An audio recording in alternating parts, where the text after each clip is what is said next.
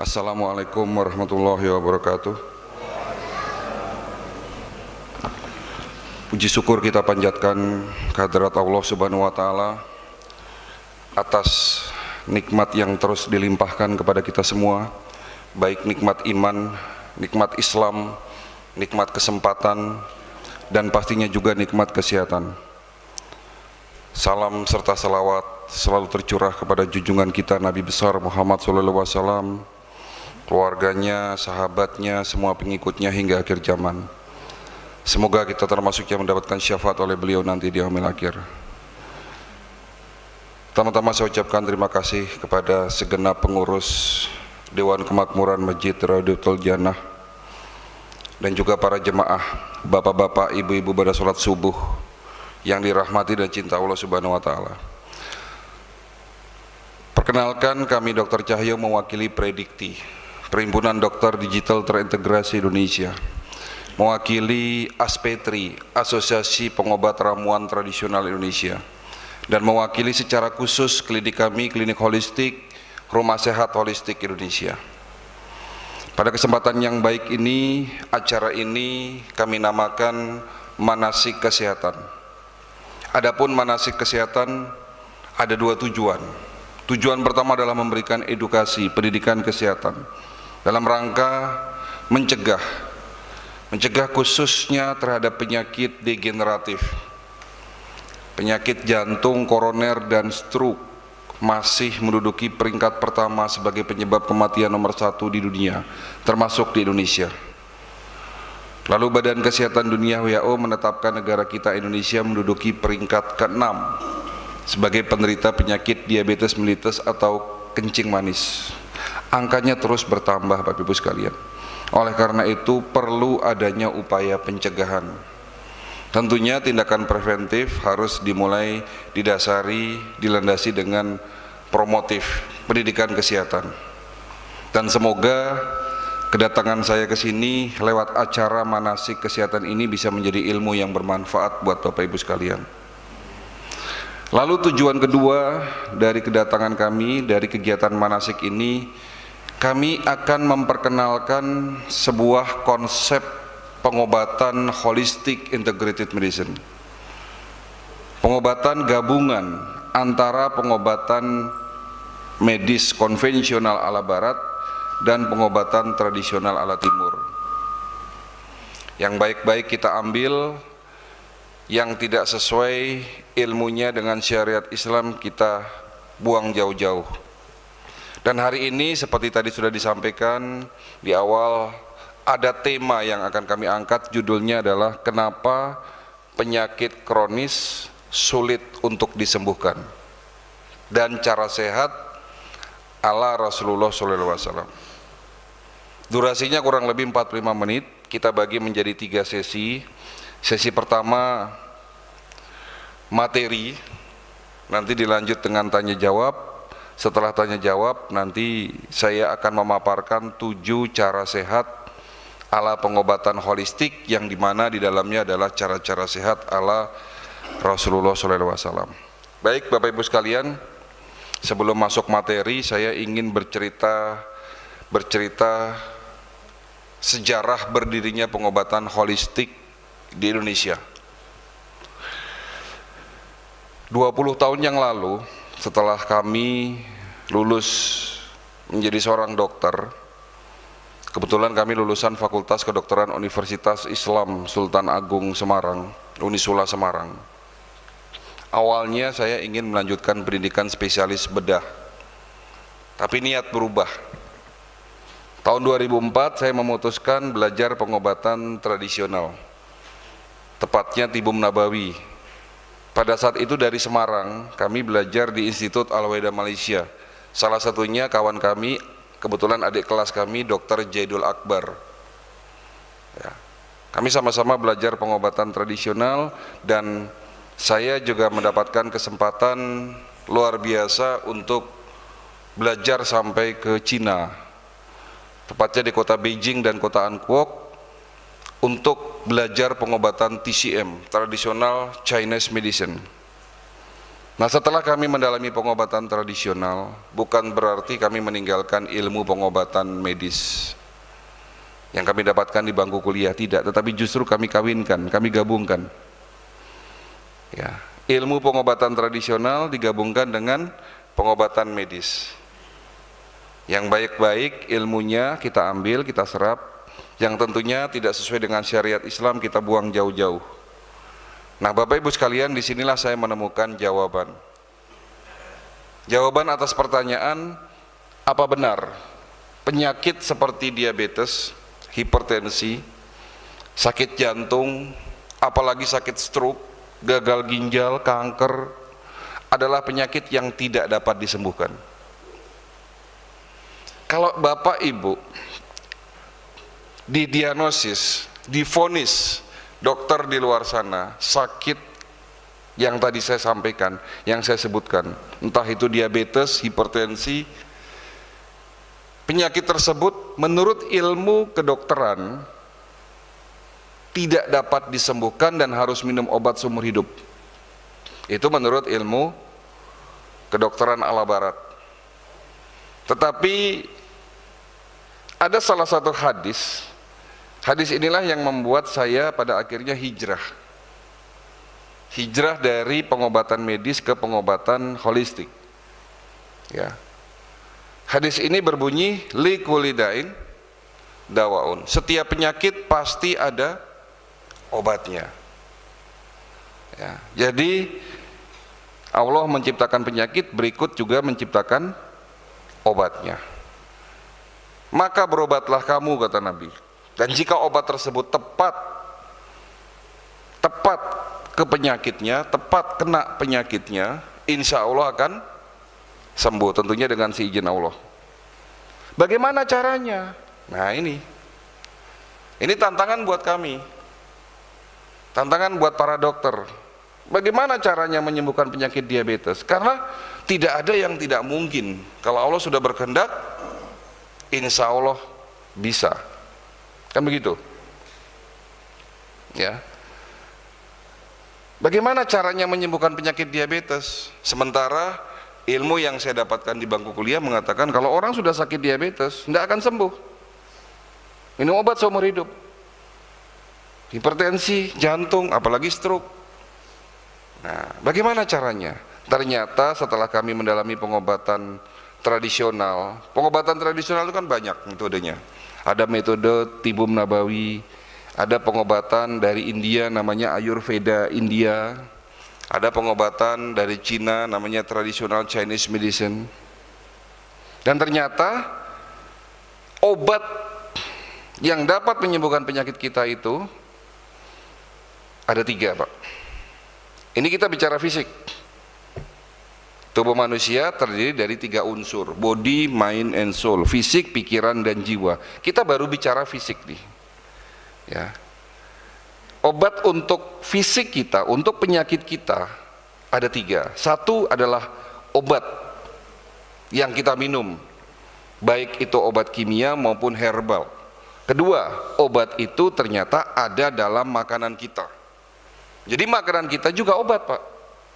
Dan yang ketiga, obat itu, obat yang paling canggih, obat yang paling mujarab, ternyata ada dalam tubuh kita sendiri.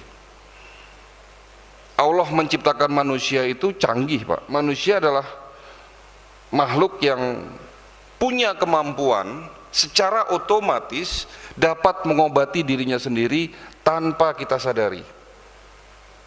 Jadi kalau Bapak terinfeksi virus corona misalnya, sebetulnya tanpa berobat pun ya, tubuh kita bisa membunuh si virus tersebut dalam tubuh kita. Konsep inilah yang disebut sebagai self healing. Ya, jadi self healing inilah yang menjadi dasar metode pengobatan holistik. Yang tentunya pengobatan holistik itu didukung dengan teknologi. Dapat pengakuan secara medis karena apa yang menjadi metodenya itu selalu ada penelitian dan research yang panjang. Ya, Jadi gabungan antara medis dan tradisional. Alhamdulillah 15 tahun terakhir ini untuk pasien-pasien yang datang ke klinik berobat dengan metode holistik, alhamdulillah bisa tertangani, sembuh tanpa obat, bahkan komplikasinya ya dapat disembuhkan. Karena orang sakit diabetes, hipertensi, yang bahaya itu adalah komplikasinya. Gitu. Kita memang bukan pionir, bukan yang pertama. Karena ada salah satu rumah sakit yang sudah berdiri 30 tahun yang lalu, namanya Rumah Sakit Holistik Internasional Purwakarta, yang punya keturunan dari Arab, namanya Bapak Dr. Husain Bajri. Rumah sakitnya ada di Wanayasa, Purwakarta. Nah, kalau klinik kita ada di Tangerang, tepatnya di Green Lake City, Ruko Crown, Blok J nomor 8, Cipondoh, Tangerang. Tetapi kita sedang membangun salah satu di kawasan di daerah Bogor, itu nanti setara dengan rumah sakit. Bahkan insya Allah kami bercita-cita menjadi pusat pengobatan holistik di Indonesia. Saya mohon doa restunya dari Bapak Ibu sekalian. Ini sedang pembangunan, ya memang cukup lama karena banyak yang harus kita bangun. Itu kawasan ya tidak besar, hanya sebesar 1 hektar ya. Nanti di sana ada berbagai macam metode pengobatan holistik, one stop healing ya. Baik Bapak Ibu sekalian, itu adalah singkat sejarah berdirinya pengobatan holistik Indonesia. Hari ini kita sama-sama akan belajar ya, dan harapan saya setelah manasik ini selesai, ilmunya jangan hanya sampai di Bapak Ibu sekalian, tapi siarkan. Ini luar biasa, tadi saya ngobrol ya, ternyata pengurus masjid di sini rata-rata anak muda ya Pak ya, apalagi punya channel YouTube. Silahkan ya, acara ini nanti dibuat, diedit dan dimasukkan ke dalam, mungkin punya channel di sini ya, channel dari masjid. Baik Bapak Ibu sekalian, sebelum saya masuk materi, saya ingin bertanya kepada Bapak Ibu sekalian, semuanya sehat? Di belakang ibu-ibu sehat Bu? Sehat. Kalau selama ini kita tahu ada 2 kategori, sehat, sakit gitu ya.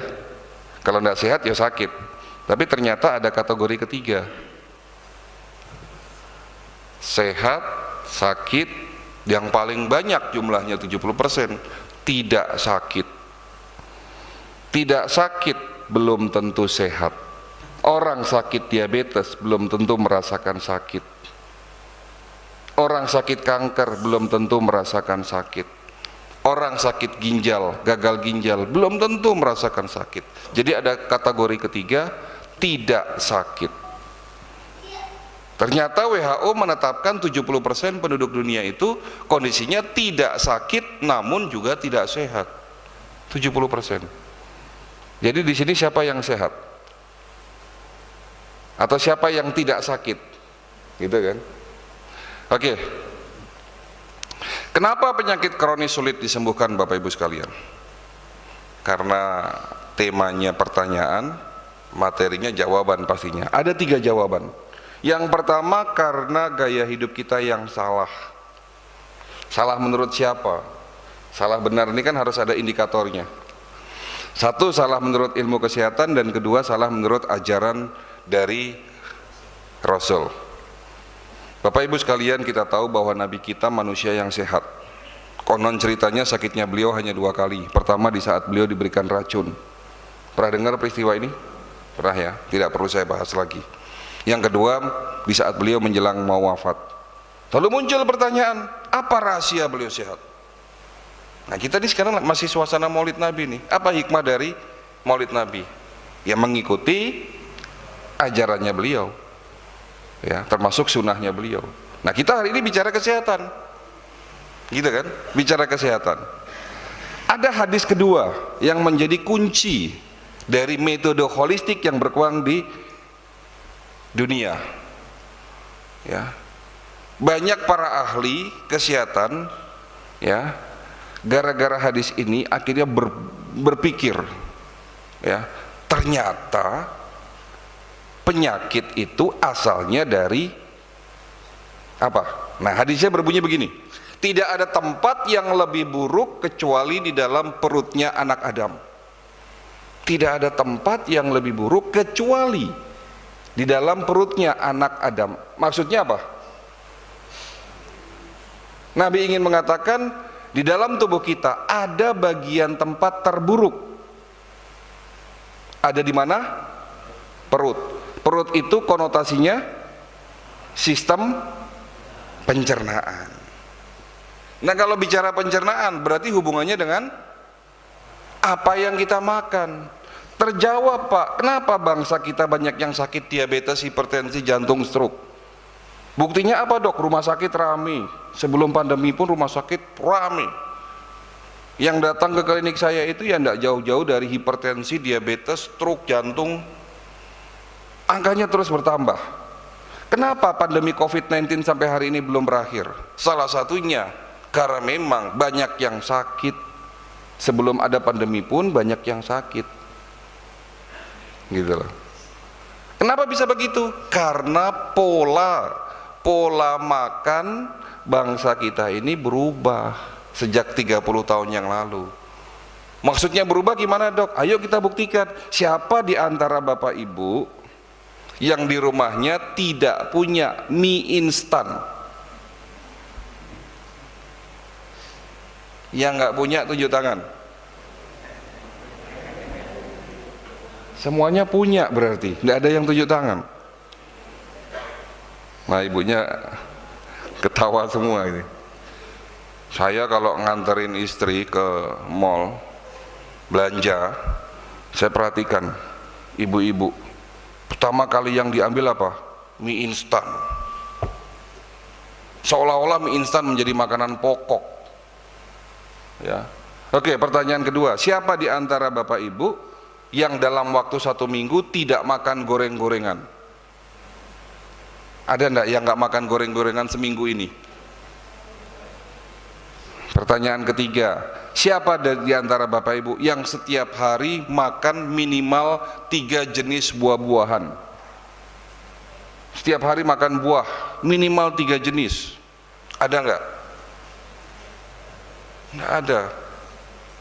Oke, kita bahas sedikit mengenai anatomi fisiologi tubuh manusia. Tubuh kita terdiri dari 3 unsur, body, mind, and soul. Fisik, pikiran, dan jiwa. Nah, saling berkaitan. Secara fisik, yang terlihat, bagian terkecil tubuh namanya, bagian terkecil tubuh makhluk hidup namanya sel. Tolong diingat ya, sel, Pak. Semua bentuk kegiatan metabolisme di dalam tubuh terjadi di dalam sel. Ada kurang lebih 800 triliun sel yang membentuk tubuh. Artinya kalau ingin buat tubuh kita sehat, sel-sel dalam tubuh kita juga harus sehat. Kalau selnya rusak, organnya rusak. Kalau organnya rusak, fungsi organnya menurun. Kalau sudah fungsi menurun, disitulah muncul penyakit. Contoh, kalau sel organ pankreas rusak, kemampuan pankreas menghasilkan hormon insulin menurun, muncul penyakit diabetes. Kan begitu. Jika sel pembuluh darah rusak, terjadinya aterosklerosis atau kakunya pembuluh darah, penyakitnya hipertensi, tekanan darah tinggi. Kalau sel di saraf otak rusak yang didahului dengan sumbatan pembuluh darah, muncul penyakit stroke dan seterusnya. Lalu pertanyaannya, apa penyebab kerusakan sel? Para ahli melakukan penelitian puluhan tahun, ternyata 80% penyebab kerusakan sel akibat radikal bebas. Radikal bebas bukan makhluk hidup, bukan virus, bukan bakteri. Radikal bebas itu bisa kita artikan racun yang merusak sel. Radikal bebas terbentuk akibat proses oksidasi. Dua kata ini tolong diingat. Radikal bebas yang merusak sel, penyebab sakit. Radikal bebas terbentuk akibat proses oksidasi. Oksidasi ini apalagi, Dok? Oksidasi itu contohnya kalau di luar sana besi berkarat. Tubuh kita bisa karatan? Bisa. Kenapa bisa karatan? Karena polusi udara, karena pencemaran lingkungan, karena makan makanan yang tidak bagus. Maksudnya makanan yang tidak bagus, ikan laut yang tadinya sehat, daging yang sehat, tempe sehat, kalau digoreng di atas suhu 140 derajat Celcius, apalagi kualitas minyak gorengnya tidak bagus, makanan tersebut akan teroksidasi. Dan kalau kita makan, oksidasi dalam tubuh kita akan membentuk yang namanya radikal bebas. Oksidasi juga terjadi akibat apa? Stres, Pak. Oksidasi juga terjadi akibat infeksi yang berulang-ulang, infeksi yang lama. Misalnya orang sakit TBC, kena virus corona. Itu bahaya dari virus corona, bukan hanya virusnya yang merusak, tetapi proses jangka panjangnya akibat infeksi tersebut menghasilkan oksidasi dan radikal bebas. Sepakat ya, sudah mulai tahu apa penyebab sakit diabetes, hipertensi, jantung, stroke, gagal ginjal? Radikal bebas. Berarti manusia tidak bisa menghindari oksidasi. Nah ini, siapa yang bisa menghindari udara yang tidak bagus? Apalagi bapak-bapak di sini tinggal di Bekasi, daerah Pantura, polusi udaranya tinggi. Siapa di sini yang bisa menghindari stres? Siapa di sini yang bisa memastikan makanannya selalu baik? Siapa di sini yang bisa meninggalkan goreng-gorengan? Nggak ada yang bisa, betul? Karena manusia tidak bisa menghindari oksidasi, oleh karena itu Allah sudah menyiapkan obatnya. Ini obat paling mujarab yang diproduksi di setiap sel tubuh kita, namanya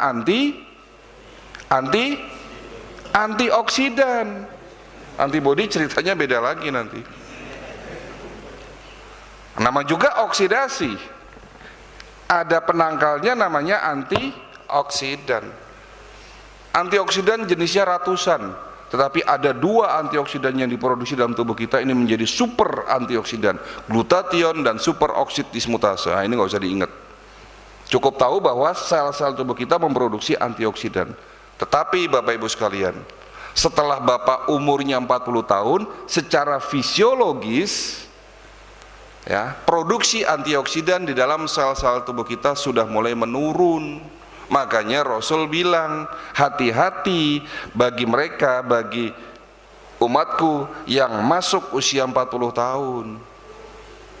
Warning, karena pada saat itu banyak muncul penyakit di atas usia 40 tahun. Gara-gara apa? Produksi antioksidannya sudah mulai menurun. Kalau tidak diimbangi dengan gaya hidup yang bagus, radikal bebas terbentuk. Tapi kembali lagi, Allah Maha Baik. Allah bukan hanya menciptakan antioksidan dalam tubuh kita, tetapi Allah juga menyiapkan antioksidan ada dalam makanan kita. Tadi di awal saya katakan obat kita ini ada 3. Obat yang dalam bentuk herbal atau obat kimia, obat itu ada dalam makanan, dan obat itu ada dalam diri kita. Salah satu obat dalam tubuh kita namanya antioksidan. Antioksidan di makanan di mana? Di buah-buahan. Contoh antioksidan namanya resveratrol, dapat mencegah penyakit jantung koroner. Ada di mana? Biji buah anggur. Bapak kalau makan anggur, bijinya jangan dilepeh, dikunyah, ditelen. Obat buat sakit jantung. Ya, sekarang malah cari anggur yang tanpa biji. Rugi, Pak. Ya, padahal obat itu ada dalam biji buah anggur untuk sakit jantung. Ada antioksidan namanya likopin. Bapak-bapak yang sudah mulai susah kencing, kencingnya tidak tuntas, netes lama terus tidak selesai-selesai.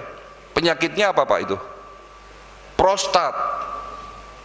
Bisa diobati, bisa dicegah dengan antioksidan namanya likopin. Ada di mana? Buah tomat. Tiap hari makan tomat. insya Allah sehat prostatnya. Ya.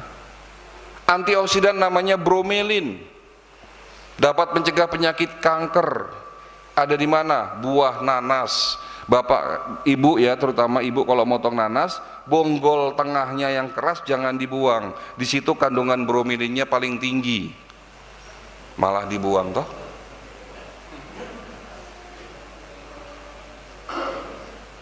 Ada antioksidan yang terkandung di dalam buah alpukat, dapat mencegah penyakit pikun. Kalau buah apel, antioksidannya dapat mencegah penyakit batu empedu dan fatty liver. Antioksidan yang paling banyak kandungannya selain di buah-buahan juga ada di tanaman obat. Bahkan beberapa tahun terakhir tanaman ini dikatakan sebagai superfood, makanan super, karena mengandung 142 jenis antioksidan. Kandungan vitamin C-nya 6 kali lebih banyak daripada lemon. Kandungan vitamin A-nya 3 kali lebih banyak daripada wortel. Apa itu? Daun kelor. Iya. Antioksidan yang terkandung dalam kulit buah manggis dapat mencegah penyakit apa? Kanker. Semua buah dan tanaman obat mengandung obat yang namanya antioksidan. Terjawab toh? Kenapa bangsa kita banyak yang sakit? Lupa makan buah, lebih suka makan mie instan.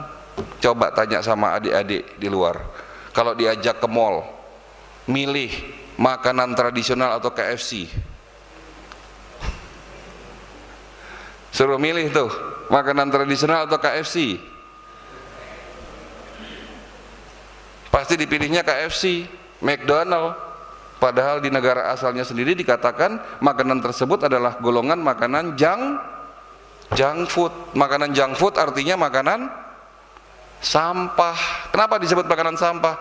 Karena rendah nutrisi, terlalu tinggi karbonya, kalorinya, ada penyedap, pengawet, pewarna dan seterusnya. Hari ini banyak minuman kekinian yang kalorinya tinggi, makanya banyak yang sakit. Saya mau cerita Pak, beberapa tahun yang lalu, sebetulnya sih belum lama, 2020. Kasus ini banyak Pak saya tangani, tapi saya ingin mengangkat satu kisah. Ada seorang ibu-ibu umur 55 tahun datang ke klinik saya, dok, yang cerita suaminya, karena istrinya udah tubuhnya lemah, datang pakai kursi roda, tubuhnya lemah, pucat, ya, kaki sebelah kanannya membusuk. Kakinya busuk Pak, mulai dari betis sampai telapak kaki itu menghitam, telapak kakinya bolong, jari-jarinya sudah mulai copot satu-satu. Sakitnya apa? Diabetes. Dok, tolong istri saya sebentar lagi sama dokter di rumah sakit, kakinya mau diamputasi. Apakah tidak ada cara lain supaya kaki istri saya sembuh tanpa harus diamputasi? Syukur-syukur penyakitnya juga sembuh. Apa yang bisa saya lakukan? Didatangi pasien yang sudah begitu parah, pastinya sulit, tetapi inilah bentuk ikhtiar. Kami tidak menyerah. Kebetulan Bapak Ibu sekalian, klinik yang kami bangun itu dilengkapi dengan teknologi. Ada satu teknologi yang namanya Human Resonance Magnetic Analyzer. Ini alat untuk medical check up, alat untuk pemeriksaan kesehatan. Kalau selama ini Bapak diperiksa, ingin tahu fungsi ginjal, fungsi liver, dan fungsi-fungsi organ dalam tubuh, darah Bapak diambil, diperiksa di lab, hasilnya keluar dalam bentuk angka. Tapi ada satu alat namanya Human Resonance Magnetic Analyzer, teknologi gelombang energi Qi. Jadi tubuh kita ini ada gelombang energi yang namanya energi Qi menurut ilmu kedokteran Cina. Nah, alat ini mendeteksi fungsi-fungsi organ lewat gelombang energi Qi. Hasilnya juga angka-angka, 250 parameter pemeriksaan. Ternyata Pak, sehatnya tubuh kita bukan hanya fisik yang terlihat harus sehat, tapi fisik yang tidak terlihat pun harus sehat. Fisik yang tidak terlihat itu apa? Listrik, energi, seperti lampu. Fisik yang terlihat itu bohlam, kabel, sikring, terlihat, bisa dipegang. bisa kelihatan, tapi ada yang tidak terlihat, tapi kalau Bapak pegang kesetrum, namanya listrik. Nah, jantung Bapak bisa berdetak normal, syaratnya dua, ototnya harus bagus, fisik yang terlihat bagus, ya, tapi energi chi yang masuk dalam jantung ini harus pas, Pak. Harus pas, satuannya harus pas. Kalau berlebih ya terganggu, kalau kurang juga terganggu. Sama saja lampu, kalau dayanya berlebih lama-lama lampunya putus, kalau kurang dari dayanya meleret, kan begitu. Ini yang tidak diajari dalam ilmu kedokteran ala barat, tapi saya dapat ilmu ini di pengobatan tradisional Chinese medicine, dan ini ilmiah. Kalau Bapak berobat ke Shinsei, ahli-ahli Shinsei di Cina itu banyak, profesor-profesor. Mereka punya kemampuan mendeteksi organ lewat nadi, lewat telapak tangan, lewat lidah, lewat mata. Yang dilihat apa? Energinya, Pak. Tapi sekarang ditemukan sebuah alat untuk memudahkan kami, namanya Human Resonance Magnetic Analyzer. Ditemukan di Cina waktu kami masih belajar di sana. Alat itu saya datangkan ke Indonesia, saya pakai untuk pemeriksaan. Setelah saya periksa ibu tadi, ternyata fungsi-fungsi organnya banyak yang terganggu. Jantungnya melemah, ginjalnya fungsinya tinggal 40%, pankreasnya rusak, sistem peredaran darah dan sarafnya terganggu. Semua itu terjadi akibat dirusak dirusak oleh yang namanya radikal bebas. Radikal bebas terbentuk akibat proses oksidasi. Saya terus mengulang-ulang biar Bapak Ibu ingat. Dok, istri saya sejak muda hidupnya tidak bagus, suka begadang malam, suka tidur larut malam.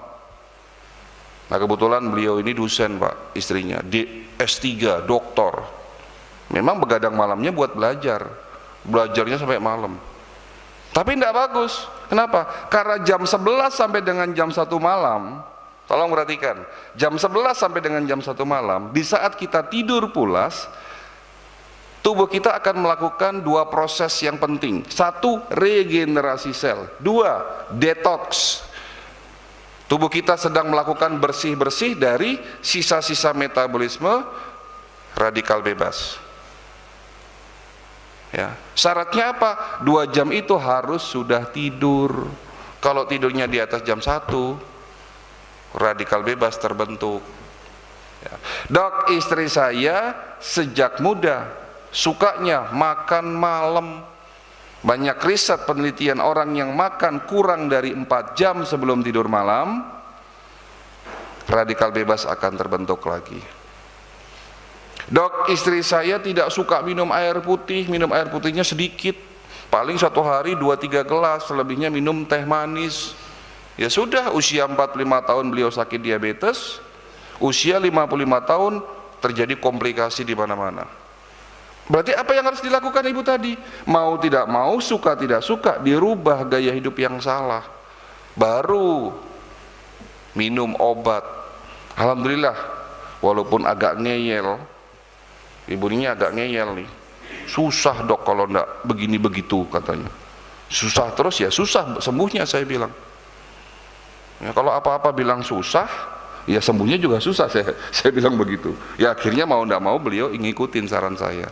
Di bulan ke-8 beliau sembuh dari penyakitnya, alhamdulillah, betul-betul sembuh, kakinya mulus ya. Terus kita periksa ulang, organ-organnya sudah mulai membaik, walaupun belum 100%, tapi sudah banyak jauh perubahan ya. Itu salah satu cerita dari banyak yang ada di klinik kami. Jadi kesimpulannya, kenapa penyakit kita sulit disembuhkan? Karena kita tidak mau merubah gaya hidup yang salah. Kita selalu berpikir instan.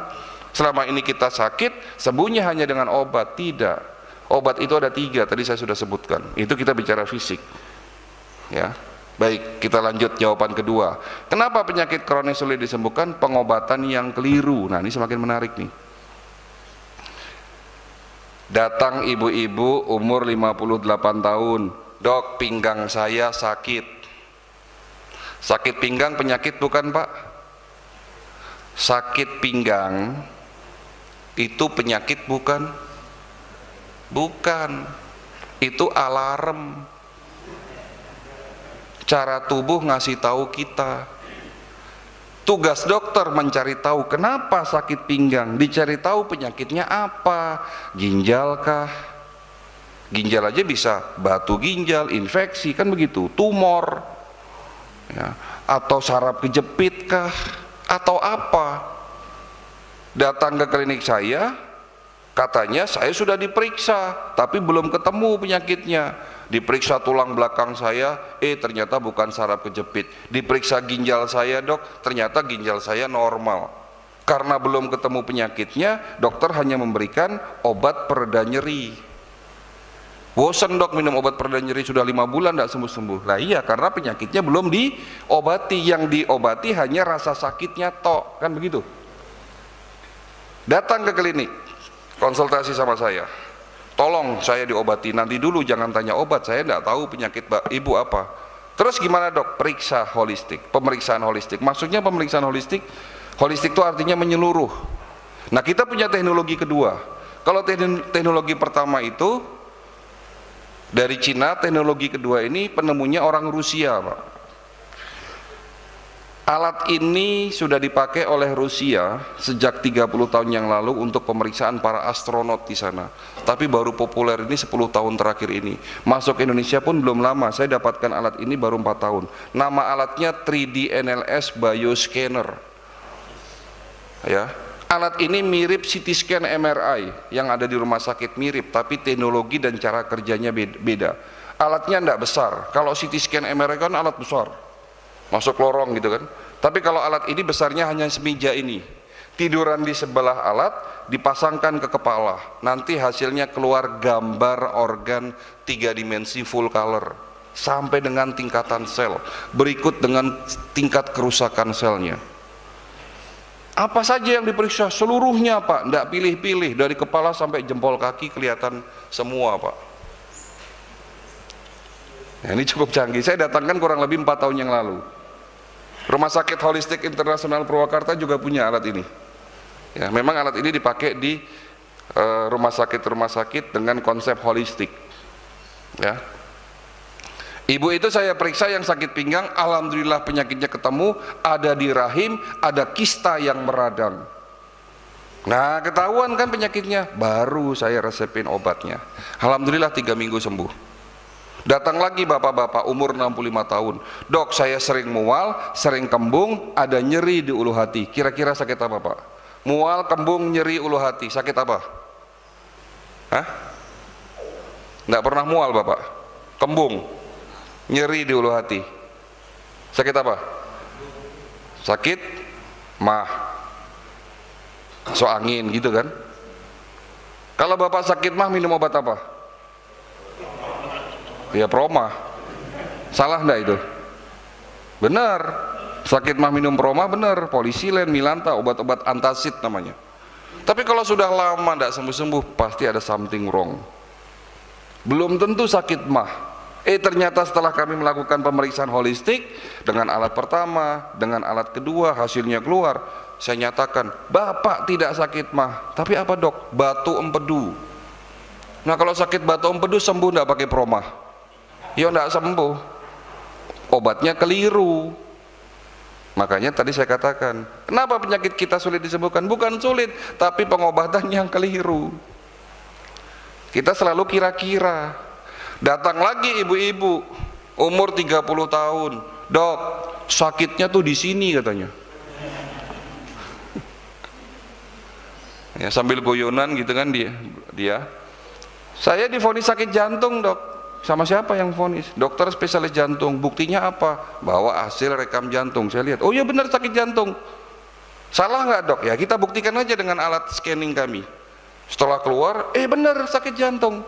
Loh kok nggak sembuh-sembuh? Katanya dokter, kalau diagnosisnya tepat, obatnya tepat, bisa sembuh. Ternyata sakit jantungnya beliau ada penyakit di luar sakit jantung. Ada pemicu yang menyebabkan sakit jantung. Di mana? Di usus besar. Hampir 80% penyakit itu berasal dari usus yang tidak beres Pak. Kemarin penelitian di Amerika, di salah satu fakultas kedokteran di Amerika, melakukan riset dari 100 orang yang sakit sendi ya, entah lututnya, tulang belakangnya, entah penyakitnya osteoartritis, rheumatoid artritis, ya. Itu ternyata dari 100 orang itu diperiksa, 95% masalahnya ada di usus. Setelah ususnya diobati, ususnya dibersihkan, semuanya sembuh. Loh kok bisa-bisa? Karena penyakit berasal dari usus yang kotor. Siapa yang ngomong? Nabi kita. Hadisnya mengatakan tidak ada tempat yang lebih buruk kecuali di dalam perutnya anak Adam. 1400 tahun yang lalu Nabi sudah mengatakan itu, dan ini menjadi dasar ilmu kedokteran holistik di Indonesia, di dunia berkembang. Luar biasa Nabi kita ini. Ilmunya datang dari mana ya? Langsung dari Allah kan? Ya. Jadi kalau kita berobat, yang kita obati itu jangan rasa sakit, Pak. Pusing, pegel-pegel, kesemutan, nyeri, sesek, itu bukan penyakit, itu alarm tubuh, Pak. Cara tubuh lagi ngasih tahu kita, cara tubuh lagi protes, cara tubuh minta haknya. Pusing, ternyata tubuh kita perlu diistirahatkan. Kebanyakan nonton YouTube sampai malam, pusing, kurang istirahat, tubuhnya protes, ayo dibuat tidur. Nah kan begitu. Diare, jangan buru-buru minum obat, karena diare bentuk protes dari usus kita, ingin usus kita bersih, dibuang racunnya, makanya dibuat diare. Baru BAB 4-5 kali dimampetin pakai Nyudiatap. Kalau diare cukup minum Oralit, kalau tidak ada Oralit minum air kelapa hijau supaya tidak dehidrasi, atau larutan garam sedikit gula. Diare itu belum tentu karena infeksi, Pak. Kalau infeksi oke diobati, tapi kalau bukan infeksi berarti usus bapak lagi kotor, makanya dibuat diare. Orang zaman dulu aja sengaja dibuat diare, minum broklat, urus-urus, garam Inggris.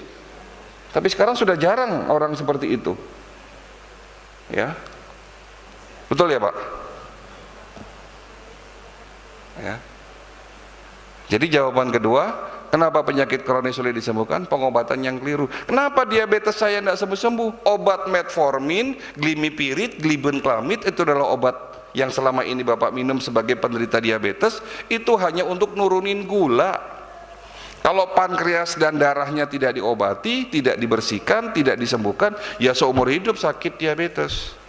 Kenapa asam urat saya sering kambuh? Yang disalahin makanan, emping, ya, melinjo, kangkung, daun singkong, daging, itu disalahin gitu loh. Gara-gara makan ini asam urat saya naik. Bukan makanan, Pak. Karena penyebab asam urat gangguan fungsi ginjal. Kalau ginjalnya tidak diobati, ya seumur hidup sakit asam urat. Saya sudah minum obat, Dok. Iya, obat yang diminum kan piroxicam allopurinol. Itu obat hanya pereda nyeri. Iya tah? Kenapa hipertensi saya tidak sembuh-sembuh? Ya karena selama ini yang diminum hanya amlodipin. Amlodipin itu hanya obat penurun tensi. Penyebab hipertensi bisa gangguan liver, bisa gangguan ginjal, bisa gangguan jantung, bisa hormonal, yang mana? Ya. Baru ketemu penyakitnya, obati penyakitnya, kan begitu. Holistik, mengobati dari hulu ke hilir. Memang tidak instan, tapi itulah yang bisa dilakukan supaya penyakitnya sembuh sampai tuntas. Bukan sembuh sesaat, Pak. Dok, alhamdulillah gula darah saya normal. Iya, karena minum metformin. Nggak minum, naik lagi. Dok, tensi saya normal, alhamdulillah. Tapi apa? Minum amlodipin. Nggak minum amlodipin, naik lagi. Kan begitu? Ya. Jawaban ketiga, kenapa penyakit kronis sulit disembuhkan? Ketahuannya sudah terlanjur parah. Penyakit kalau belum parah, maaf kata, tidak ada keluhan, Pak, tidak ada tanda-tandanya. Kanker stadium 2 yang saya temui, rata-rata mereka tidak ada gejalanya, merasa sehat. Setelah muncul gejalanya kan diperiksa, setelah diperiksa kankernya sudah stadium 3, stadium 4, susah diobati. Ya, Penyakit jantung koroner, sumbatan pembuluh darah di jantung, kalau belum di atas 70% sumbatannya, tidak ada tanda-tanda nyeri dada, seset, ya, tidak ada, Pak. Makanya banyak orang kena serangan jantung, ceritanya tidak ada sakit jantung. Bukan tidak ada sakit jantung, tapi karena memang tidak terasa sakit di stadium awal. Makanya kita butuh pemeriksaan secara rutin, sakit tidak sakit. Untuk apa sih? Yaitu tadi, kalau ketahuan penyakitnya masih ringan, lebih mudah, lebih murah diobati ketimbang kalau ketemunya sudah telanjur parah. Kadang-kadang Bapak Ibu sekalian, kita ini lebih sayang sama motor kita, lebih sayang sama mobil kita daripada kita sendiri. Loh, buktinya apa, Dok? Motor kita rusak, ndak rusak, 4 bulan sekali ganti oli, tune up, diperiksa. Betul nggak, Pak? Kemarin, seminggu yang lalu, jadwal servis mobil saya. Kalau mobil-mobil modern zaman sekarang itu gampang, Pak, nggak perlu diperiksa, colokin alat, di scan, keluar datanya, keluar. Oh Pak, ini kampas rem sebelah kanan sudah mulai habis, perlu diganti nggak, Pak? Perlu diganti, karena kalau nggak perlu cepat-cepat diganti, nanti piringannya juga ikut rusak. Nah, sudah ganti, padahal nggak ada tanda-tandanya, tapi dari hasil scanning ketahuan. Saya jadi ketawa, saya bilang sama montirnya, saya juga punya alat scanning, Mas, tapi alat scanning saya buat manusia, gitu loh. Jadi yang datang ke klinik saya, alhamdulillah hari ini hampir 70% mereka yang belum sakit, diperiksa, ketahuan penyakitnya masih ringan, alhamdulillah ngobatinya lebih mudah. Kalau sudah parah, susah, Pak, mahal biayanya, kan begitu. Materi selesai. Kenapa penyakit kronis sulit disembuhkan? Ada 3, saya ulangi: gaya hidup yang salah, pengobatan yang keliru, dan ketahuannya sudah terlanjur parah. Sampai di sini ada pertanyaan? Kita masuk sesi tanya jawab, ya. Tapi jangan pulang dulu, karena nanti ada hadiah yang mau saya berikan buat Bapak Ibu sekalian yang stay mendengarkan ceramah saya sampai selesai. Ya, hari Minggu ya, libur toh Pak, hari Minggu. Ya, silakan Pak. Saya tak izin minum ya Pak. Ya. Silakan Pak.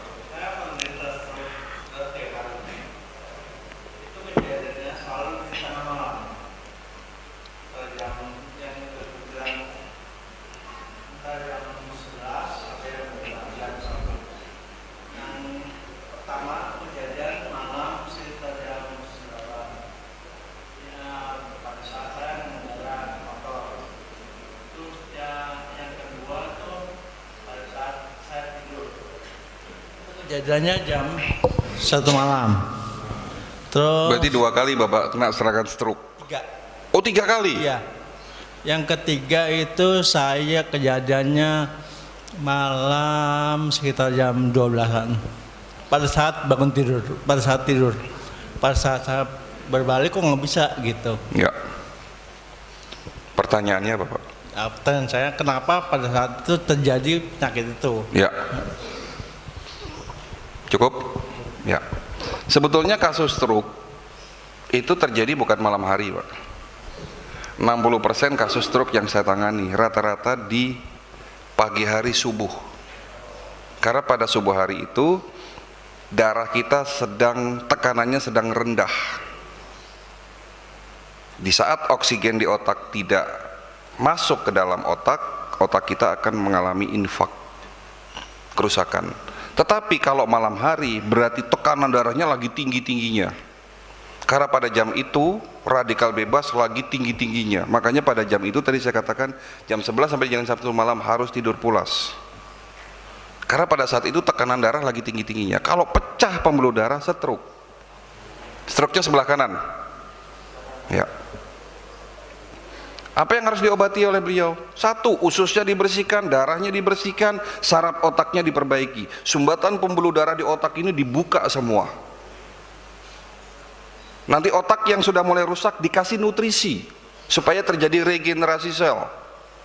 Dan itu semua harus dengan teknologi karena sudah stroke. Sebetulnya sakit stroke itu bisa kita cegah dengan cara apa? Periksa. Di saat kita periksa medical check up, ketahuan tuh pembuluh darah otaknya ini ada sumbatan enggak? Ya, bahkan sumbatan di atas 70%. Saya banyak kasus ya. Rata-rata sumbatan itu 70%. Enggak ada tanda-tandanya. Kalau sudah 100% baru stroke gitu loh. Nah, inilah maksud saya, mencegah lebih baik daripada mengobati. Jangan nunggu rusak, jangan nunggu sakit baru berobat, tapi lakukan medical check up sebelum stroke. Sekarang saya tanya sama Bapak, sebelum Bapak kena serangan stroke yang pertama, ada nggak tanda-tandanya? Nggak ada toh. Nah, terjawab. Padahal yang namanya sakit stroke, sumbatan pembuluh darah di otak itu prosesnya lama nih. Kan nggak mungkin tiba-tiba tersumbat seperti selang taruh di luar, kena lumut, ada lumutnya, kena matahari kaku. Lama-lama itu kan proses, gitu ya. Begitu juga orang serangan jantung.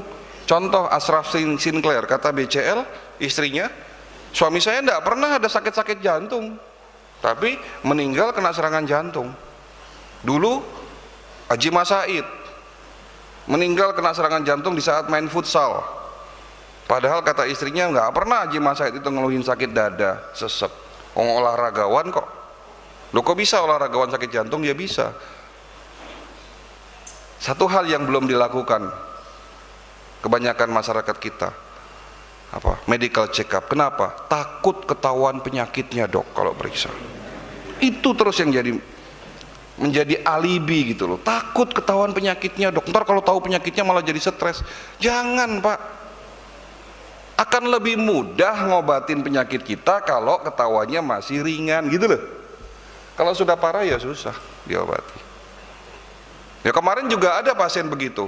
Saya ketemu sama jemaah, ayo periksa, moh Dok, nanti ketahuan penyakitnya. Nggak lama, beberapa hari kemudian datang ke klinik stroke. Ini cerita benar tahun 2018. Ya, setelah stroke di depan meja saya nangis-nangis, Dok tolong saya diperiksa, obatnya kasih yang terbaik, mahal nggak apa-apa. Dalam hati wes kasep Dok. Udah stroke susah ngobatinya, tapi ya enggak apa-apa saya obati. Alhamdulillah butuh waktu 10 bulan sembuh. Tapi sembuh gitu loh. Tapi lama kan? Nah, gitu loh. Biayanya mahal ya. Iya, udah stroke kok. Jantung, gagal ginjal pasti mahal.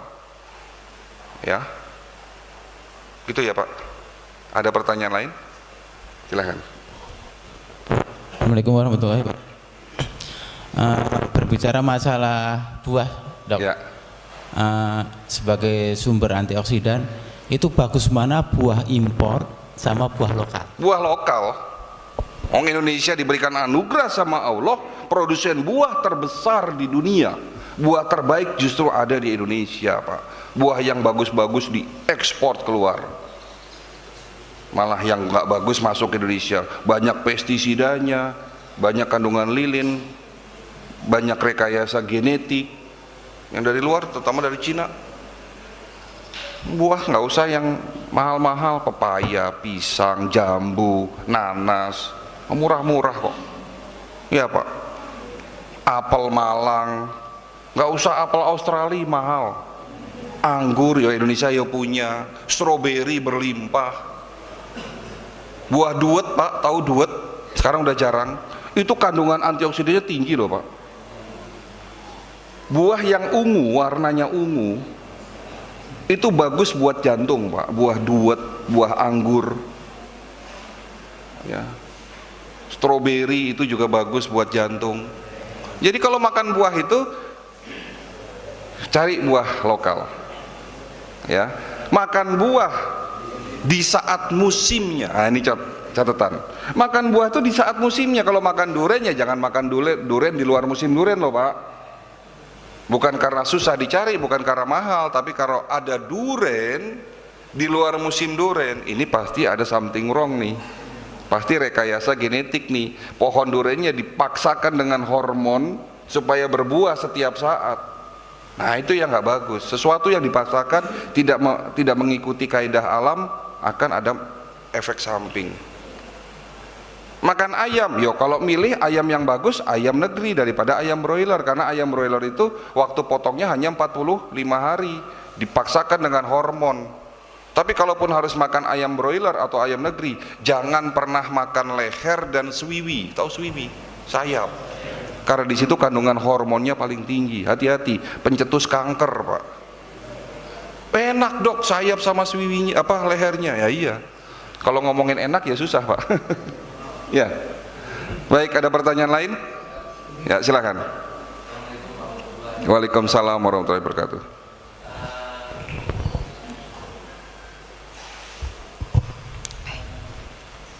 Ibu-ibu kalau ada yang mau bertanya silahkan ya Bu. Bisa dengan kertas, boleh dengan kertas dicatat, atau juga boleh nanti langsung ngomong langsung. Silahkan Pak. Pak, gimana caranya memasak sayuran kelor supaya kandungan antioksidannya anti apa tadi? Ya, macam-macam antioksidan, ada ya, vitamin C-nya, vitamin A-nya. Itu tidak berkurang. Terima kasih. Ya. Nah, ini pertanyaannya bagus. Daun herbal yang memang secara penelitian banyak kandungan obat akan menjadi rusak kalau salah proses.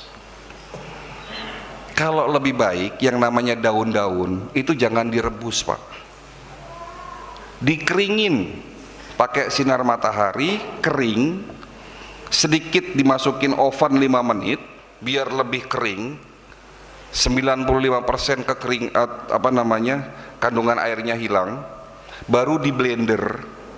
Jangan pakai air, di blender jadi bubuk, diayak, simpen dalam toples kaca, nanti diminum pakai sendok buat pakai air hangat. Jangan pakai air panas. Ya, nggak boleh air panas. Maksudnya jangan air mendidih, air panas tapi jangan mendidih. Kalau mendidih kan di atas suhu 120, 100 derajat. Cukup yang 80 derajat. Karena kalau terlalu panas rusak kandungan vitamin C dan lain-lainnya. Makanya dibuat bubuk, gitu loh. Kenapa dibuat bubuk?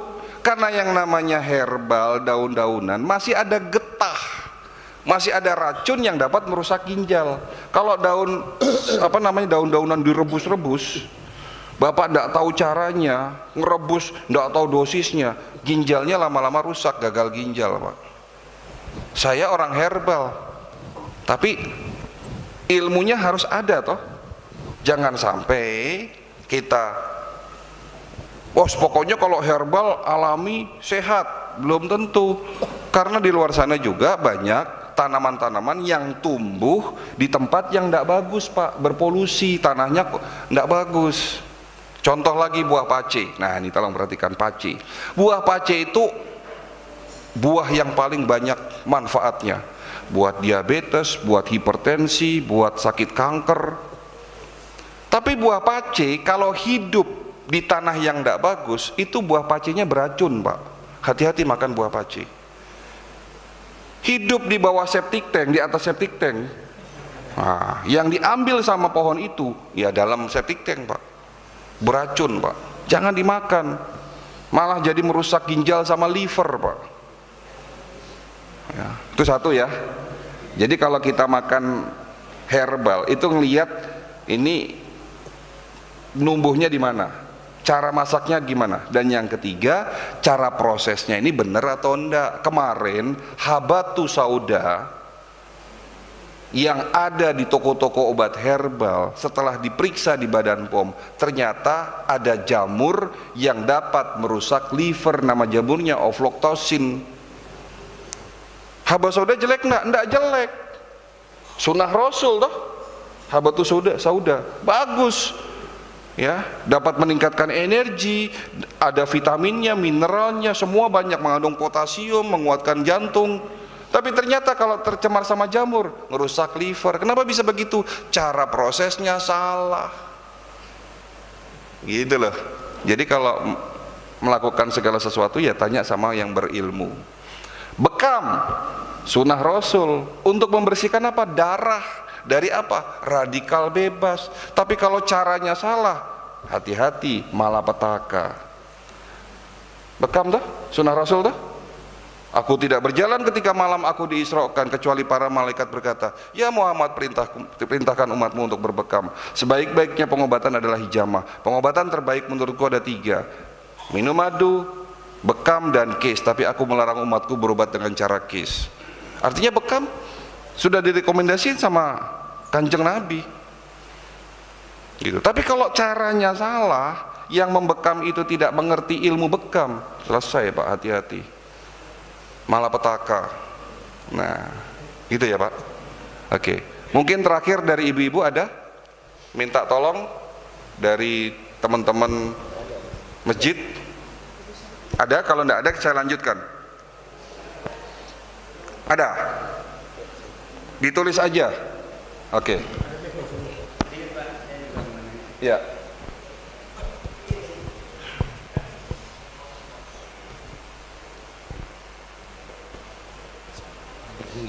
Kalau bisa ditulis aja Mas pertanyaannya.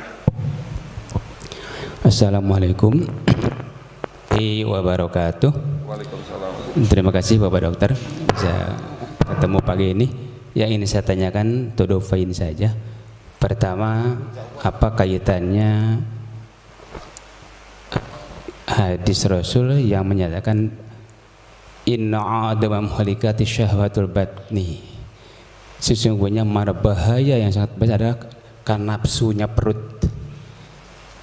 Ini terkait dengan hadis yang kedua, sumu tasihu, berpuasalah kamu karena puasa akan menjamin kesehatan. Itu kaitan dengan medis seperti apa? Ya. Kemudian yang kedua, sekarang sedang musim corona Pak Dokter nih. Ada teman saya juga sakit jantung dan sebagainya, sudah komplikasi, sampai saat nggak bisa disuntik vaksin, baik Sinovac maupun AstraZeneca. Ya. Harus ada dari rekomendasi dokter. Ya. Bagaimana solusinya? Ya. Yang ketiga, barangkali poin enggak saja. Ini kaitan dengan minum air. Ya. Sekarang ini kan saya sering juga mendengar air yang sehat adalah minum air putih, Ya. terutama air hangat di waktu pagi. Nah, kaitan dengan minum air susu. Ya. Nah, sekarang susu sudah tidak yang murni lagi. Terima kasih Dok. Baik, pertanyaan Bapak nomor 1 dan nomor 3 akan terjawab di 7 cara sehat ala pengobatan. Ya, tapi wah banyak. Bismillahirrahmanirrahim. Saya mau bertanya, kenapa bangun tidur tangan suka kesemutan? Bu, ibu yang bertanya ingin mendapatkan jawaban yang tepat atau kira-kira yang tepat. Periksa Bu. Saya bukan Superman, no. Saya bukan paranormal yang tahu apa penyebab kesemutan. Kesemutan itu bisa karena blocking saraf, bisa ada gangguan saraf tulang belakang, bisa karena ada kelainan darah, bisa kurang mineral, kurang vitamin B1, B6, B12. Yang mana gitu loh. Saya beri resep itu tergantung dari diagnosisnya, penyebab pastinya apa. Nggak asal. Kenapa bangun tidur suka kesemutan? Bisa saja di saat tidur tangannya kejepit, tidurnya nggak benar sesuai dengan arahan Nabi. Bisa saja karena apa? Karena darahnya kental, kolesterolnya tinggi, trigliseridnya tinggi. Kalau trigliseridnya tinggi berarti yang diobati trigliseridnya. Kalau penyebabnya kurang vitamin B1, B6, B12 gampang minum Neurobion. Kalau penyebabnya karena ada blocking saraf di tulang belakang berarti saraf kejepit, ya diobati saraf kejepitnya. Kan begitu? Ya. Oke. Terus ada pertanyaan lain. Dari hasil medical check up ada masalah batu empedu. Penangannya gimana? Ya, minum cuka apel. Kalau batu empedunya masih kecil, insya Allah akan keluar. Tapi kalau sudah besar, nanti datang ke klinik saya kasih resep. Memang ada teknologi obat-obatan herbal yang bisa menghancurkan batu empedu. Itu nanti dari berbagai macam ramuan. Ya sulit nanti kalau saya sebutin satu-satu. Tapi kalau masih ringan, cukup cuka apel Pak. Satu hari sekali minum 2 sendok, satu hari 3 kali. Insya Allah batu empedunya keluar. Kalau masih kecil ya. Tapi kalau sudah besar, nanti ada teknologi obat herbal yang dapat menyembuhkan, menghancurkan batu empedu. Baik, kita lanjutkan terakhir dari saya. 7 langkah sehat ala pengobatan holistik. Catat Pak, catat Bu. Langkah pertama, jaga makan. Ya, ini sekalian menjawab pertanyaan Bapak ya Pak Ustadz. Langkah pertama, jaga makan. Bagaimana aplikasi jaga makan? Pak Ustadz tadi bertanya mengenai hadis. Sudah terjawab sebetulnya. Hadis tersebut mengatakan masalah terbesar dari usus perut. Makanya makan itu jangan berlebihan. Ada dalam Al-Qur'annya Pak Ustaz. Makan minumlah jangan berlebihan. Coba sebutin hadis yang berkaitan dengan makan jangan berlebihan. Sebutkan. Hadis ya, bukan surat di Al-Qur'an. Tapi ada hadis yang Rasul menyatakan makan jangan berlebihan. Hadis pertama mengatakan begini, Rasul mengatakan makanlah dan minumlah kamu jangan berlebih-lebihan. Tapi ada hadis populer di Indonesia, makan di saat lapar, berhenti makan sebelum kenyang. Itu bukan hadis Pak, itu hadis palsu. Itu populer di Indonesia, makan di saat lapar, berhenti makan sebelum kenyang. Ternyata saya dapat info dari Ustadz Adi Hidayat, ya, itu bukan hadis. Bahkan di daftar hadis palsu pun tidak ada Pak. Di daftar hadis palsu pun tidak ada itu. Itu pepatah kuno di Indonesia. Hadisnya, sisakan lambungmu untuk sepertiga makanan, sepertiga air, dan sisanya adalah udara. Itu salah satu hadis yang Nabi menyuruh kita makan jangan berlebihan. Lambung kita jangan terlalu terisi penuh, cukup sepertiga makanan, sisanya sepertiga air, dan sisanya adalah udara. Yang kedua, jangan makan malam. Kalau ini tidak ada larangan dari Nabi, tapi secara ilmu kesehatan, kalau makan malam radikal bebas akan naik. Batasan makan sebelum maghrib harus sudah makan, telat-telatnya sebelum isya. Kalau yang puasa sebelum isya harus sudah makan, ya. Terus yang ketiga, perhatikan asupan protein, karbo, dan serat. Jangan terlalu banyak karbohidrat. Kita makan satu piring 70% karbo, nasinya kebanyakan, kerupuk, mie, bakwan, karbo semua. Proteinnya mana Pak? Bapak usia sudah lanjut, yang dibutuhkan makanan yang dapat meningkatkan imun. Ada di mana makanan yang dapat meningkatkan imun? Protein. Protein terbaik apa Pak? Yang hanya ada di Indonesia, tidak ada di tempat lain? Ikan banyak di Jepang, di luar negeri banyak. Ini tidak ada di tempat lain. Buatan Indonesia, asli buatan Indonesia. Protein terbaik. Tempe. Itu protein terbaik. Nggak harus mahal, tapi jangan digoreng-goreng terus gitu loh. Ya. Telur. Bapak kalau mau sehat satu hari makan 1 buah telur. Kalau bisa telur kampung. Setengah mateng, campur 1 sendok madu. Jos Pak. Proteinnya dapat. Nanti kolesterol naik, jangan takut sama kolesterol. Yang harus kita takuti bukan kolesterol, tapi radikal bebas. Karena kolesterol tanpa radikal bebas, kolesterolnya tidak akan membuat tubuh kita sakit. Tapi kalau kolesterol ketemu sama radikal bebas, kolesterolnya menggumpal, nempel di darah. Jadi yang merusak kolesterol radikal bebas. Cerita radikal bebas lagi Pak. Jadi jangan takut sama telur, jangan takut sama sate kambing Pak, ya. Tapi santan, gula, ya, goreng-gorengan, nah itu penyebab radikal bebas. Terus cara jaga makan yang keempat, makanlah yang halal dan thayyib. Nah itu, halalan dan thayyiban. Itu langkah pertama. Langkah kedua, air putih yang cukup. Nah tadi ada pertanyaan juga. Air putih bagaimana cara minumnya? Tidak boleh kurang dari 1,5 liter, tidak boleh lebih dari 5 liter. Kurang menyebabkan gangguan ginjal, lebih bisa mengganggu saraf pusat otak. Jadi kalau orang kebanyakan minum juga dapat mengganggu saraf otak Pak, hati-hati. Cara minum yang bagus gimana? Kalau bisa terapi air hangat Pak, jangan air es. Kalau tidak ada air hangat ya air suhu normal. Tapi kalau pengen sehat, pagi hari bangun tidur minum 1 gelas air hangat. setelah sholat subuh minum 1 gelas air hangat, sampai maghrib 10 gelas minimal masuk dalam tubuh kita. Menjelang tidur 1 jam sebelum tidur jangan terlalu banyak minum Pak, cukup seteguk 2 teguk kalau haus, karena kalau kebanyakan minum justru nanti ginjalnya juga bisa rusak Pak. Ya, itu langkah kedua. Langkah ketiga, jangan tidur di 3 waktu ini. Jangan tidur larut malam, jangan tidur setelah sholat subuh, jangan tidur antara asar dan maghrib. Tidur larut malam menyebabkan radikal bebas naik, tidur setelah sholat subuh menyebabkan pikun, tidur antara asar dan maghrib menyebabkan imunitas daya tahan tubuh berkurang. Langkah ketiga. Langkah keempat, puasa. Nah, ada pertanyaan, bagaimana dengan puasa? Puasa itu manfaatnya banyak, detoks kolbu dan detoks usus, detoks darah, detoks hati. Nah, itu manfaat puasa. Untuk materi puasa kita skip dulu karena ini materinya panjang Pak Ustadz.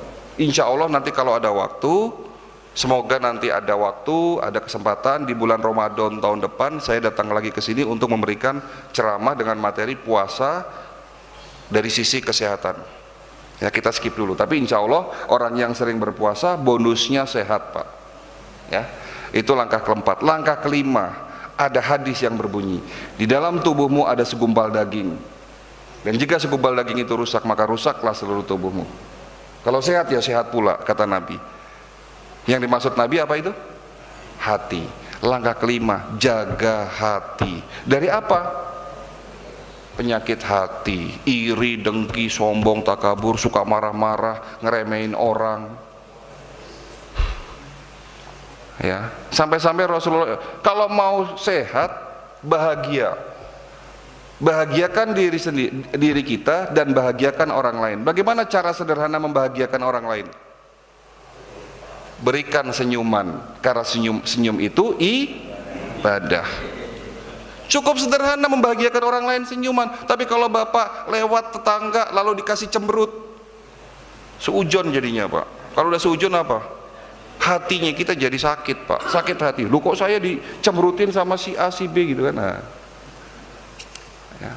Masalah hati ini dapat menyebabkan masalah fisik karena tubuh manusia terdiri dari body, mind, and soul. Langkah kelima. Langkah keenam, olahraga Pak. Kalau mau sehat olahraga. Olahraga teratur, terukur sesuai umur. Umur sudah 60 tahun jangan main futsal Pak. Masa 60 tahun main futsal? Ada kemarin pasien saya jemaah ya, jadi kan setelah acara manasik biasanya jemaah-jemaah yang ikut ceramah saya itu pada datang ke klinik untuk medical check up. Ada 1 orang kemarin jemaah dari Bekasi juga, kakinya bengkak Pak, merah panas. Saya tanya, kenapa Pak kok bengkak? Ini Pak dokter, gara-gara main futsal. Loh, bapak umur 67 tahun kok main futsal, saya bilang. Akhirnya diobati ya, memang tidak mudah gitu loh. Udah tua sampai ke selio kakinya itu kan susah kembaliinnya lagi. Ada lagi jemaah 72 tahun kena serangan jantung. Loh, kenapa bapak kena serangan jantung? Saya ikut klub goes dok, Jakarta Bogor. 72 tahun kok ikut klub gue sampai Jakarta Bogor dulu Pak. Belum sampai Bogor, baru 10 kilo, semaput tengah jalan Pak.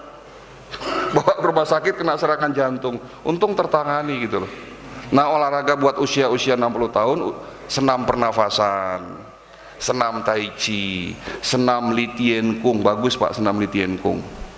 Ya, silahkan nanti DKM kapan-kapan main ke MRBJ, Masjid Raya Bintaro Jaya. Itu masjid besar, pengurusnya hampir rata-rata dokter. Bahkan masjid itu punya klinik. Ada yang namanya Dr. Indra, pengurus dari masjid tersebut. Dr. Indra adalah Ketua Senam Li Tien Kung Indonesia. Silahkan ketemu sama beliau, bilang saja dari Dr. Cahyo. Nanti tim dari Dr. Indra akan ngajarin di sini, jemaah di sini untuk senam Li Tien Kung Pak. Gratis Pak, tidak bayar itu. Silahkan nanti ke MRBJ, Masjid Raya Bintaro Jaya, daerah Bintaro, sektor 9. Ya, silahkan nanti ke sana. Biasanya Dr. Indra itu insya Allah selalu ada di ibadah sholat subuh. Ya, maksudnya di sholat subuh ya. Baik, itu adalah langkah ke-6, olahraga teratur, terukur sesuai langkah terakhir, langkah ke-7, Seperti mobil kita yang perlu di tune up tiap 4 bulan sekali, tubuh kita juga harus diperiksa setiap 1 tahun sekali. Jadi langkah ketujuh, medical check up sebelum sakit. Sudahkah Bapak medical check up? Mau Pak? Ada tapinya? BPJS aja enggak gratis loh Pak. Mosok kami yang swasta gratis? Tidak gratis, tapi tidak memberatkan. Bapak tahu medical check up holistik di rumah sakit itu mahal Pak. Bayangkan yang namanya holistik semua di scan dari kepala sampai ujung kaki di scan Pak. Kalau dengan metode yang di rumah sakit, 1 organ di scan, itu Bapak harus nyiapin duit 2,5 sampai 3 juta Pak. Itu baru 1 organ. Nah kalau seluruh organ piro gitu loh. Karena ada jemaah, ada pasien yang pernah CT scan seluruh organ di scanning, itu biayanya 30 juta. Memang komplit, tapi mahal. Ya susah kalau 30 juta, lebih baik buat umroh ya Pak Haji. Umroh setahun sekali toh, daripada medical check up setahun sekali kalau 30 juta. Tapi kalau ada medical check up holistik yang komplit tapi biayanya terjangkau, insya Allah banyak yang mau. Di klinik saya sekarang sudah ada 150.000 jemaah yang medical check up sampai hari ini. Ya, kalau Bapak mau, medical check up di klinik kami ada 2 status pasien, umum dan khusus. Pasien umum dan khusus. Kalau Bapak statusnya umum, itu biaya medical check up-nya 1.750.000, komplit sudah. 250 parameter pemeriksaan plus seluruh organ di scan. Tapi kalau Bapak mau jadi pasien khusus, itu setengahnya dari umum. Kalau umum tidak ada syarat, kapanpun Bapak datang ke sana diperiksa, nggak pakai syarat. Tapi kalau khusus memang murah 875.000, tapi pakai syarat. Apa syaratnya? Tolong catat. Yang boleh menjadi pasien khusus hanya bapak-bapak dan ibu-ibu yang hadir di masjid ini saja, berikut dengan keluarga di rumah. Kenapa? Karena fasilitas khusus ini eksklusif, tidak sembarangan kita kasih orang. Siapa yang berhak menjadi pasien khusus? Hanya yang mengikuti ceramah saya sampai selesai. Gitu. Ini hadiah yang kita berikan. Kalau Bapak sudah jadi pasien khusus, konsultasi dengan dokter-dokter di sana termasuk dengan saya, gratis selama 1 tahun konsultasinya. Ya. Kalau Bapak nanti, bagaimana prosedurnya? Setelah acara ini selesai, kalau Bapak mau jadi pasien khusus, ya, itu Bapak daftar dulu sama Mas Reja di belakang. Nah itu ada Mas Reja, daftarkan sama beliau. Kalau Bapak mau datang juga hari ini, insya Allah ketemu sama saya. Kebetulan hari ini saya jadwal praktek 1 minggu, jadwal praktek saya hanya 3 hari, Jumat, Sabtu, Minggu. Hari ini kebetulan saya juga jadwal praktek. Silahkan, kalau Bapak setelah daftar hari ini, datang hari ini, saya kasih tambahan fasilitas. Apa itu? Antar jemput gratis, tapi kolektif, minimal 5 orang, karena jemputnya pakai mobil. Ya, kolektif minimal 5 orang.